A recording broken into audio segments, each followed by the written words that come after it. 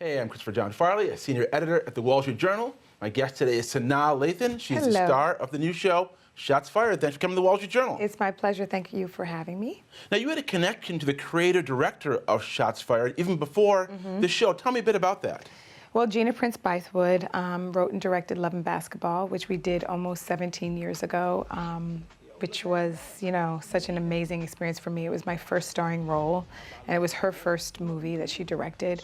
And here we are 17 years later, and it's kind of like a new classic. Every day on social media, I hear about people watching it again or on the street. So it's really amazing, and we feel very proud of kind of what that became.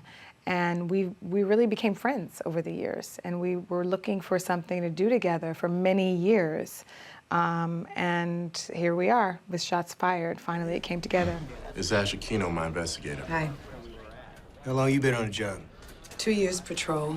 Got tapped by DEA, worked Colombia and Mexico for 6 years. And you gave all that up for the cushy life? I like being my own boss. She and her husband, Reggie Rock Bythewood, created it and are the showrunners and wrote and directed certain episodes. So it's really great to work with friends. Yeah, it seems that that's something that actors and actresses sort of love to do when they can pair up with a director, whether it's Woody Allen or Spike Lee or David Fincher, and work with them again and again and develop the body material. Is it like that with you and Gina? We joke around, and I say you're my Scorsese. You know how like Robert De Niro and Scorsese had that kind of that thing that they had where they worked on several different projects that really worked. And now Leonardo DiCaprio has that with him. Yes, exactly. So that would be great if we can continue with that, throughout the career. We did another movie, an HBO movie based on a really popular novel called Disappearing Acts right after Love and Basketball, so for HBO. So this is our third time working together, and it was really fun this time. And Shots Fired has a very topical subject matter. Yeah. Police brutality. What drew you to this part? Well, first, obviously, Gina and Reggie, who are my friends, and they have such integrity as filmmakers and writers. And then the character, her name is Ash Aquino. She is, I call her Bad Ash. She's a badass. And she is relentless in her pursuit of justice. She'll do whatever it takes to get that justice and to get to the truth, even if it's illegal. She's flawed. She's going through kind of a crisis in her personal life. And those are the kind of characters that interest me, just by nature of being human, we're flawed. And so, she was kind of stepping outside of my comfort zone. She's a character that I haven't really seen her on screen yet. And I was excited to play her once I read her. And then the whole series, or let's call it a 10-hour film. We were not allowed to call it a series, FYI, or we were not allowed to use the word episodes. It's hours. So it's a 10-hour movie with a beginning, middle, and end. And it's just so well done. It's epic. It's, you get to kind of, as a viewer, sit at every seat at the table and kind of like, see through the perspective of people who you may not have, ever thought about seeing through their eyes. As you mentioned, of course, the subject, one of the subjects of this movie is police brutality. And you started developing it when President Obama was in the White House. Now, of course, we're in the age of Trump with him in the White House. Will that change the way the public approaches this material, do you think? Actually, Reggie, the whole idea of this movie came up about maybe 4 to 5 years ago. He was watching the Zimmerman trial, the Trayvon Martin Zimmerman trial, with his son, Cassius, who was 12 years old at the time.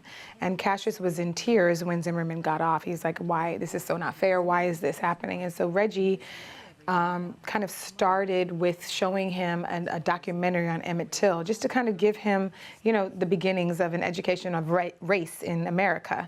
And Cassius wrote a poem about Trayvon meeting Emmett Till in heaven, which is a beautiful poem, and it actually made it to the show. But that was the kind of the seed of the idea, and that was like 4 or 5 years ago. I don't know exactly when it happened. So Yeah, it's been a long time coming. And yes, we shot it last year when Obama was still in office, and we thought it would be aired right away.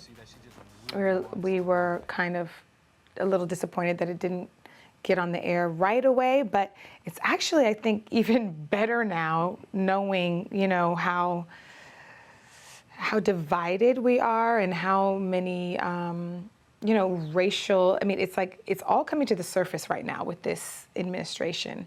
So I almost feel like it'll have a different kind of impact with, you know, now that we have what we have in this country. It's very entertaining. It's still like a mystery thriller. It's still a story, but it deals with these issues, and I hope that it'll get people talking and, you know, hopefully get people to come together. Was there a scene in this miniseries that was the most emotional for you? There were so many. There were so many scenes. I can't wait for people to really just go on the journey. He starts fighting me. My T.O. just stands there watching, wants to see if a girl can handle herself. I get the upper hand, when suddenly the kid is reaching for something behind him. My T.O. is frozen, yells gun. I draw, and I shoot this kid in the chest. Only there's no gun, just a cell phone. 18 years old. Once they see the first hour, it'll be interesting because it just gets juicier and juicier and kind of deeper and deeper as the hours go on. And you'll see that it's very emotional at times, but it also is, like, you know, really exciting, and there's a lot of action. There was a particular day when we were shooting that was really hard for the cast as well as the crew. We shot, our last month of shooting was in July of last year, and there was a record number of police murders in July of last year. And we were working on this subject matter, and then you'd go home and then you'd see yet another shooting. And there was one day where we all came in and Philando Castile had been killed. And he was the one who had the baby in the back and the girlfriend in the passenger seat. And that was just stunning and so heartbreaking to us all. And our first AD, who was a Black woman, couldn't start. She was just so wrecked that she could not start the day. And so we had to really just be still and kind of take a moment of silence and just kind of regroup and take a breath and ask for grace and ask for, you know, just, you know, it kind of made us really reflect and say, you know what, this is so important. This is, like, really important, this kind of, this subject matter. And yeah, so it wasn't always smooth sailing for us through this process. Now, we're talking about this in the elevator up here. It's a 10-part show, but is there any room for a sequel or a follow-up, you think? Has there been any talk about that? Do you see that happening? You know what? Who knows? This is a 10-part movie, so I think of this as a movie that's going to be aired in 10 parts on television. But you just never know. I mean, the truth is, as Brian Grazer said, who's our producer, he said, you know, you never know what happens in success. So we shall see.